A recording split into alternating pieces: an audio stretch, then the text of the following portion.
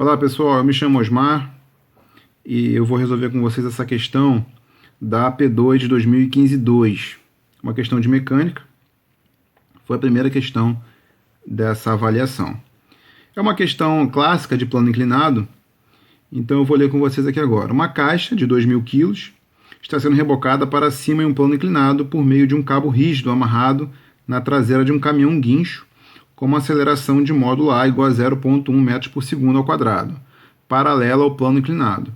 O cabo faz o ângulo de 30 graus com o plano inclinado e o ângulo que o plano inclinado faz com o horizontal também é igual a 30 graus, conforme o desenho a seguir. O coeficiente de atrito entre a superfície e a caixa é 0,8. Despreze a resistência do ar, considera a aceleração da gravidade G igual a 9,8 metros por segundo ao quadrado. Então aqui nós temos um clássico problema de plano inclinado. A questão já deu o sistema de referência, né, o nosso sistema de eixos. A única diferença de uma questão aqui de plano inclinado clássica é que nós temos aí a corda subindo e ela está se movimentando devido a uma força de tração e esse cabo que está exercendo essa força de tração está inclinado. Então a nossa primeira letra da questão considere o objeto de estudo como a caixa, considere o objeto de estudo a caixa, desenhe a caixa separado do seu exterior e coloque todas as forças não desprezíveis que atuam sobre ela.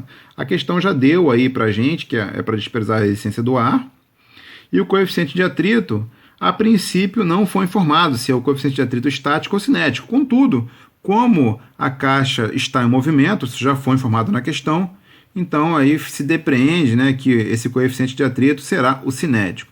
Então vamos à resolução da primeira letra aí dessa prova, Então vamos aí considerar a caixa como objeto de estudo e desenhar as forças, todas as forças que são não desprezíveis sobre ela. Então aqui eu vou estar desenhando a caixa. Naturalmente, inicialmente nós já temos aqui a força de tração que está atuando sobre a caixa devido à corda, então eu vou escrever aqui a força de tração.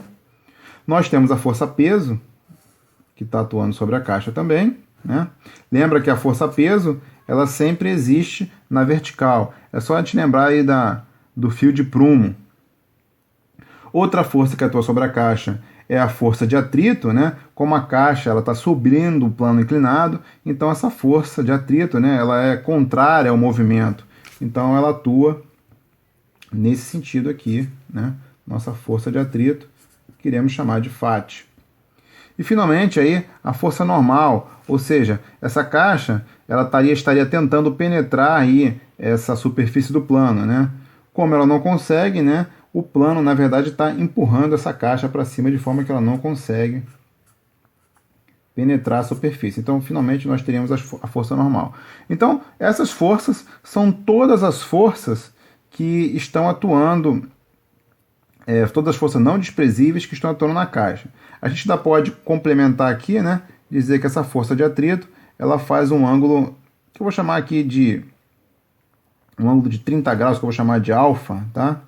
Alfa igual a 30 graus sobre a caixa, E, naturalmente, o plano inclinado, ele tem um outro ângulo, que também é de 30 graus. Então, se a gente seguir aqui essa direção e fazer aqui o nosso plano inclinado, a gente vai ver que aqui tem um ângulo θ de 30 graus, Eu estou chamando de θ, o problema simplesmente informou que esse ângulo vale 30 graus. Nós já podemos depreender também, que considerando o nosso sistema de referência, já dado pela questão aqui y e aqui x, nós podemos considerar dessa situação aqui, eu vou deixar para vocês resolverem isso, descobrir como eu chego a esse resultado, mas nós já sabemos que esse ângulo aqui, que a força-peso faz com essa reta aqui, que é paralela, aí, ou seja, está na mesma direção do eixo y, também vale θ, ou seja, 30 graus. Então, respondendo a letra A, a gente vai partir para a letra B.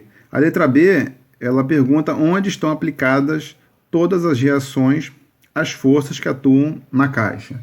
Então, vamos responder aí, vamos analisar onde é que estão aí atuando essas reações.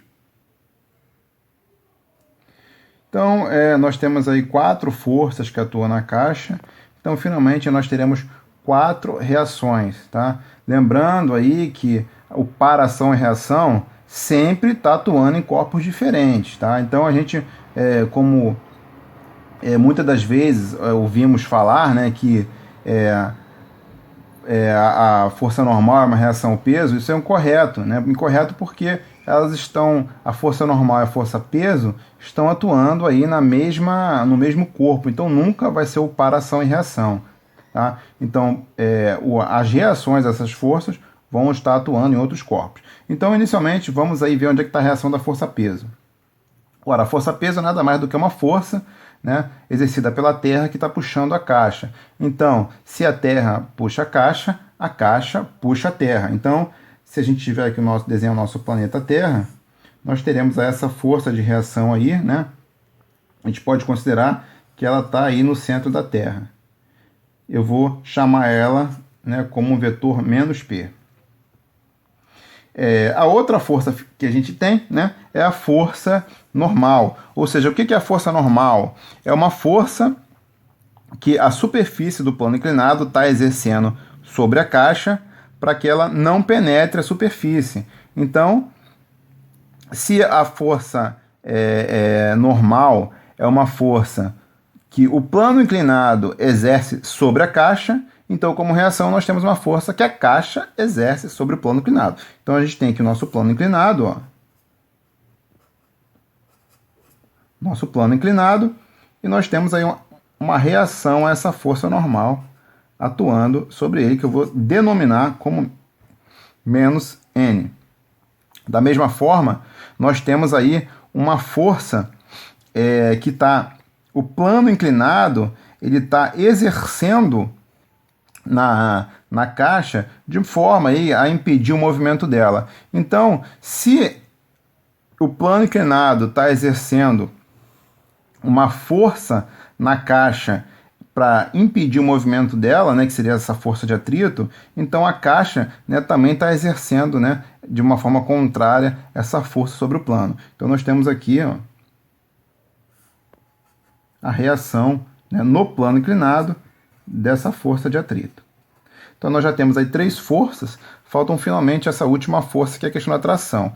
O que é a tração? Né? Nós temos aí um cabo puxando a caixa. Ou seja, se um cabo puxa a caixa puxa o cabo, né? Então a força de reação, essa força de tração, está justamente no nosso cabo. Ó. Então nós temos aqui a ponta do cabo e aqui o nosso cabo. Então eu vou ter uma força lá de reação nesse cabo, puxando ele, que eu vou chamar de menos T. E aí nós temos os locais onde estão aplicadas as nossas forças de reação. Então, resolvida nossas letras A e B, nós iremos partir para a resolução da letra C. Ela diz: escreva a segunda lei de Newton para a caixa na notação vetorial e na notação de componentes. Então, vamos resolver agora. Então, vamos escrever a segunda lei de Newton para aí, né, a nosso objeto de estudo, que é a caixa. Né? Lembrando que a segunda lei de Newton é uma equação vetorial, onde diz que o somatório das forças que atuam num corpo é igual a massa vezes a aceleração resultante que atua naquele corpo. No nosso caso, nós temos a força peso, nós temos a força normal, nós temos a força de tração e nós temos a força de atrito atuando no corpo. Né? Isso é igual a massa vezes a aceleração resultante que atua no corpo. Então pronto, essa aí é a nossa equação vetorial, né, que atua no corpo, em relação às forças que estão atuando no corpo. Lembrando que essa é uma equação meramente representativa, né? Ela só nos diz conceitualmente o que está acontecendo, mas para fins práticos de resolução mesmo do sistema, ela não nos fala muita coisa. Então, por isso é importante que nós venhamos aí a resolver a equação de componentes. Né? Para resolver a equação de componentes, o primeiro passo, né, vocês já viram na parte de vetores, ou se não viram, eu recomendo que façam lá uma revisão na parte de vetores, e vocês verão, né, que qualquer vetor, né, considerando aí, né, o nosso sistema de referência, né, plano, onde temos x e y, os vetores x e y, qualquer vetor poderá ser escrito como a soma de dois vetores projetados. Um vetor projetado em ax e um vetor projetado a y. Por sua vez, esses vetores projetados podem ser escritos como uma componente associado com um vetor unitário naquela direção, né, tanto para o vetor projetado a x como para o vetor projetado a y, onde i e j são respectivamente os vetores associados, né, às direções x e y dos nossos eixos de referência. E lembrando que esse valor de componente ax, ele é um valor, né, que dentro aqui dessa variável pode existir um número positivo ou negativo. Se o nosso vetor projetado estiver no mesmo sentido do vetor x, então essa componente será positiva. Porém, se esse vetor projetado aqui estiver no sentido contrário ao vetor x, então essa componente será um número negativo. A mesma coisa, aí, o mesmo pensamento, nós podemos aí fazer para o eixo y. Então, de posse disso, nós podemos agora abrir a nossa equação vetorial e escrever aí em função das nossas componentes. Tá? Lembrando que cada vetor desse vai poder ser escrito como a soma de dois vetores projetados, e, por conseguinte, vão poder ser escritos dessa forma aqui. De forma resumida, eu vou logo escrever tanto uma equação de componentes para x como para y. Eu também vou deixar aí que vocês percebam como, repetindo esse procedimento aqui, substituindo nessa equação, como você chegar onde eu estou escrevendo. Então, nós teremos aqui, para o eixo x, nós teremos essa equação aqui.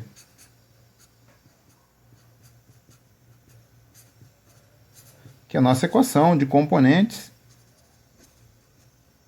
E para o eixo y, nós teremos uma segunda equação.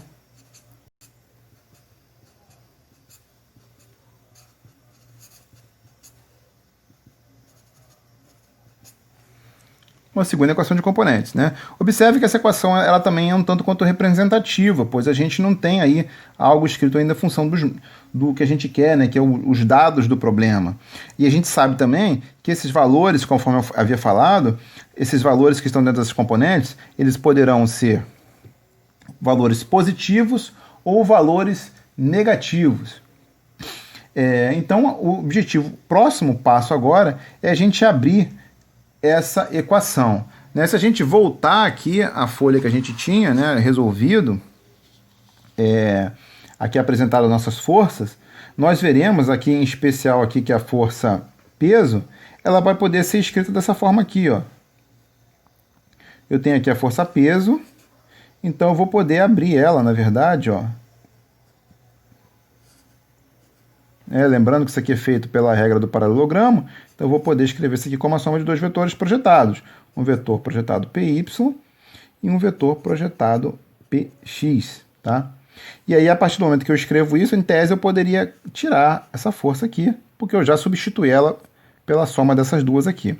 Então, o nosso objetivo agora é justamente verificar, né, quanto vale aí, né, quanto vale essas componentes. A gente pode observar, ó, que a componente, tanto a PY, o vetor projetado PY, como o vetor projetado PX, eles estão com sentidos que são contrários aos nossos eixos de referência. Então, significa que as suas componentes associadas terão um sinal negativo. Então, o que basta a gente descobrir agora é quanto é o módulo desses vetores projetados para que a gente possa, então, para que nós possamos, então, escrever as componentes desse vetor. Ora, a gente pode verificar, né, que existe um triângulo aqui nessa configuração. Eu vou desenhar aqui ele. Ó. Se a gente desenhar esse triângulo aqui, nós perceberemos isso aqui. Onde aqui eu tenho o módulo do meu vetor projetado PY, aqui eu vou ter o módulo do meu vetor projetado PX, e aqui eu vou ter o módulo do meu vetor P. E onde eu sei também que esse ângulo aqui, ó, ele vale θ, ou seja, 30 graus. Né? E com isso, eu posso finalmente escrever usando os cossenos e os senos, eu posso escrever dessa forma, então. Ó. Eu sei que o módulo eu sei que o cosseno de θ é igual ao cateto adjacente sobre hipotenusa, ou seja, módulo de PY sobre P. E com isso, eu tiro que o módulo de PY será igual a P vezes cosseno de θ. Da mesma forma, eu sei que o seno de θ é igual ao módulo de Px, do vetor projetado Px, sobre o vetor P. Então, eu tiro que o módulo do meu vetor projetado Px é igual a P vezes o seno de θ. Da mesma forma, eu também sei que o módulo desse vetor peso, né, é nada mais do que a massa vezes a aceleração da gravidade. Então, com isso, eu posso finalmente escrever minhas componentes. Px e Py. Né? Px será... Essa componente, né, é nada mais do que a componente associada ao vetor projetado Px. Conforme eu falei, se o nosso vetor projetado Px estiver no mesmo sentido do eixo x, né, então essa componente ela vai ser positiva. Se estiver no sentido contrário, será negativa. Né? Daqui, nós vemos que tanto o vetor projetado Px quanto o vetor projetado Py, que está apontando nessa direção, eles estão contrários aos eixos, conforme eu havia falado. Então, tanto a componente Px como a Py será negativa. Então, ela vai ser escrita como sinal negativo associado com o módulo do vetor projetado Px, que nós acabamos de descobrir. Vai ser P seno θ, onde P vale mg. Então, nós teremos isso aqui.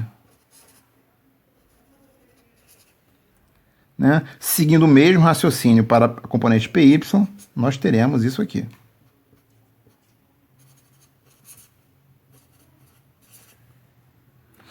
Então, nós já descobrimos aí duas componentes da nossa equação. O próximo passo seria eu tentar descobrir, né, as componentes da próxima força que temos aqui, Nx e Ny. Porém, nós já conseguimos ver aqui, ó, que não existe componente, não existe vetor projetado da força normal em x. Né? Ou seja, nesse nosso caso aqui, se eu quisesse fazer uma projeção de vetores, o vetor projetado Nx seria um vetor nulo, e o vetor projetado Ny seria o próprio vetor n, né? De onde nós, então, podemos tirar que Nx, a componente, seria 0, e Ny seria o próprio módulo de n, onde, nesse caso, ele é positivo. Por quê? Porque o nosso vetor n, que seria igual ao vetor projetado Ny, ele está no mesmo sentido do eixo y. Então, mais... né, um conjunto de forças em que foram descobertas as componentes. Então, dando prosseguimento, o nosso próximo passo é descobrir aí as componentes da força de tração, da força de atrito e da aceleração. Nós havíamos observado aqui, né, que novamente o vetor força de tração, né, ele está inclinado aí em relação, né, a uma reta aí imaginária que é paralela ao eixo x. Né? Então, novamente, a gente vai ter algo parecido, né, de forma análoga com o que a gente tinha aqui na força-peso. Então, nós teremos essa situação aqui, né, aqui supondo que aqui é uma reta paralela ao eixo x, nós teremos aqui a nossa força de tração, que vai poder ser representada, seguindo a regra do paralelogramo, por dois vetores projetados, um em x, né, onde aqui nós temos o ângulo alfa, e um vetor projetado em y,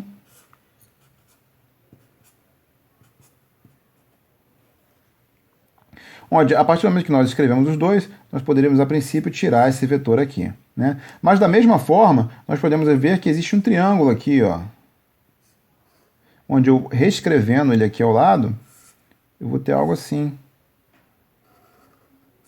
Triângulo retângulo, com esse ângulo sendo alfa, eu vou ter que aqui eu tenho um módulo do vetor projetado Tx, aqui eu tenho um módulo do vetor projetado Ty, e aqui eu tenho o módulo da força T. Então eu posso seguir aquele mesmo procedimento que eu tinha, né? Onde eu sei que o cosseno de alfa será igual ao cateto adjacente, que é o módulo do vetor projetado Tx, sobre o módulo de T. Isso me diz que o módulo do vetor projetado Tx é igual a T cosseno de alfa. E finalmente, seguindo também pelo seno, nós teremos que o módulo do vetor projetado Ty é igual, o seno de alfa é o módulo do vetor projetado Ty sobre T, onde então, resolvendo isso, a gente vai ter que o módulo do vetor projetado Ty é igual a T seno de alfa. Com isso, nós podemos escrever nossas componentes finalmente. A nossa componente Tx, né, vamos voltar aqui o problema, né, se a gente perceber que aqui os eixos estão dessa forma, então a gente percebe que tanto o vetor projetado Tx quanto o vetor projetado Ty, eles têm os sentidos que são os mesmos dos nossos eixos de referência. E com isso, as suas componentes associadas serão positivas, né, porque os vetores projetados têm os mesmos sentidos dos nossos eixos. Então eu vou ter uma componente positiva. Logo, meu Tx poderá ser escrito, né, como T cosseno de alfa. Né? Obviamente que se esse vetor Tx tivesse o sentido contrário ao eixo x, eu teria que colocar um sinal negativo aqui. Da mesma forma com Ty. Né? Eu vou poder escrever ela como T seno de alfa. Eu já sei quanto vale esses ângulos. Né? Eu não sei a princípio quanto vale aqui o módulo dessa força. Isso a equação depois de resolvida vai me dar. Mas eu já sei quanto vale esses ângulos. Eu poderia a princípio escrever, mas eu vou deixar de forma literal por enquanto. Né? O próximo passo é descobrir quanto vale, né, as componentes da nossa força de atrito. Né? Observando aqui, voltando à nossa representação de forças, essa componente ela só existe no eixo, esse vetor força de atrito só existe no eixo x. Né? Ou seja, se eu quisesse verificar, observar quanto vale o vetor projetado da força de atrito no eixo y, ele seria um vetor nulo. Da mesma forma, o vetor projetado φ x seria o próprio vetor aqui, força de atrito. Com isso, eu sei logo que a minha componente em x, tá, será o próprio vetor, né? Ele seria, o módulo do meu vetor projetado φ x, ele seria o próprio módulo do meu vetor força de atrito, tá? E da mesma forma, eu sei que o módulo do vetor projetado φ y, ele seria nulo. Né? Então, eu posso escrever essas componentes como? Eu sei que, como o meu vetor força de atrito ele está contrário ao eixo x, então a sua componente terá sinal negativo. Né? Então, logo eu vou ter isso aqui, ó, menos esse valor φ, que a gente sabe também lá do ensino médio, né, que pode ser escrito como coeficiente de atrito. Aqui já é o coeficiente de atrito cinético, porque lembra que eu falei no início da questão, nós estamos, já está sendo informado na questão que o corpo está em movimento. Né, e o único dado que ele deu foi um coeficiente de atrito que a gente já depreende que é cinético, né, multiplicado aí pelo módulo dessa força normal. Né? Da mesma forma, eu sei que minha componente em y é nula. Finalmente, né, eu também posso calcular aqui de forma direta, né, apresentar para vocês a questão da aceleração. Né? Quem está imprimindo a aceleração à caixa é o caminhão que está subindo a rampa. Né? O caminhão ele está andando, né, na mesma aí, direção do eixo x. Então já dá para saber também, né, que tanto que a componente de x eu vou chamar de A, tá? E a componente AY eu vou chamar de, vai ser nula, porque o movimento, a caixa não está realizando o movimento na direção do eixo Y que a gente havia definido. Então temos agora aqui um resumo do que a gente encontrou em todas as nossas componentes. Né? Aqui foi escrito uma forma resumida das componentes que foram encontradas. E aí a questão agora é substituir, né, esses valores que nós encontramos nas nossas equações de componentes que estão aqui embaixo. Então os valores foram substituídos aqui, todos eles, né? E nós chegamos, eu deixo para vocês aí refazerem isso também, né? É importante que vocês treinem isso, refazendo essas contas, e nós encontramos aí finalmente duas equações, uma para o eixo x, né? Que a gente substituindo os valores encontrados, chegamos aqui, ó, nessa equação aqui, que eu estou denominando como equação 1, e da mesma forma, substituindo na equação de componente do eixo y, a gente chegou numa equação 2. Observe que o problema, ele deu a massa do objeto, da caixa, ele deu o valor da aceleração da gravidade, ele deu o ângulo θ, que a gente sabe que vale 30 graus, e ele deu o ângulo α, que vale também 30 graus, que é o ângulo que o cabo faz com o plano inclinado, e ele deu também aqui o coeficiente de atrito cinético, porque a caixa está em movimento.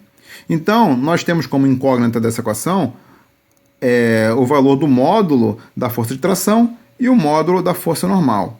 A mesma coisa na equação 2, tá? Nós, analisando aqui, nós veremos que a única variável que a gente não tem é o módulo da força normal e o módulo da força de tração.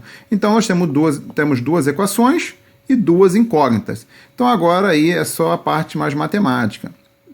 Vocês podem tentar resolver isso de várias formas. A forma que eu escolhi eu peguei a equação 2 aqui, né, e rearrumei ela escrevendo as demais variáveis aqui, né, escrevendo n, né, em função das demais variáveis. Dando continuidade, então, agora eu peguei a terceira equação, né, essa que eu havia, essa nova equação que eu havia escrito, e substituí ela em 1, na primeira equação lá, que era a equação da componente x. E aí eu cheguei, né, fazendo as devidas substituições, nós temos essa equação aqui, a qual a gente resolvendo ela, nós finalmente, né, poderemos escrever as demais variáveis aí em função, né, a variável t, né, que é o módulo da força de tração, em função das demais variáveis. Observe que eu cheguei numa equação, né, que o sistema é simples. Eu recomendo que vocês leiam, entendam esses passos e tentem resolvê-los novamente, tá? Mas agora a questão é que eu tenho todos esses dados aqui agora. Eu tenho todos eles, né? Inclusive a aceleração, que o problema também me deu, que é a aceleração que vale no próprio x. Então, resolvendo aqui, substituindo todos os nossos dados, né, nós chegamos nesse valor aqui, né, que a força de tração vale 18.624,6 newtons. Então, eu tenho agora o módulo da força de tração. E com isso, eu posso também descobrir, né, finalmente quanto vale aqui a minha componente Tx e a minha componente Ty, que é só substituir, né, os valores a partir do que a gente já tinha encontrado, e finalmente a gente encontra aí o nosso vetor tração, tá? Que, conforme eu havia falado, ele é dado pela combinação, né, de dois vetores projetados que, por sua vez, podem ser descritos dessa forma, né, como uma componente associada a um vetor unitário, né, na direção y e também na direção x, né? Substituindo, nós temos nosso vetor tração. Da mesma forma, nós podemos substituir, né, o valor da tração na nossa equação 3, né? Lembra que é aquela equação em que eu tinha aí as demais variáveis, né? O módulo da força normal escrito em função das demais variáveis, sendo que uma delas é a tração, que eu anteriormente não tinha, mas agora eu tenho. Então, nós substituindo aqui os nossos valores naquela variável, observe que aqui foi substituído, né, o módulo da força de tração, que eu encontrei na equação anterior, e finalmente eu encontro o módulo da força normal. Tá?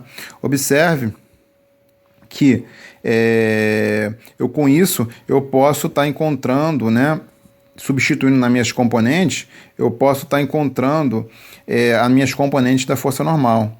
Tá? Tanto a nx, que eu já sabia que era zero, porque não existe vetor projetado da força normal no eixo x, como a ny, que eu sabia que era o próprio módulo da minha força normal, né, e que foi encontrado agora, e com isso eu posso descobrir o vetor força normal, que é dado aqui, né, por essa por essa equação. Então, dando prosseguimento à resolução da nossa questão, finalmente podemos descobrir quanto vale o módulo da força de atrito, em que a gente sabe, né, que é dado aí por essa multiplicação do coeficiente vezes o módulo da força normal.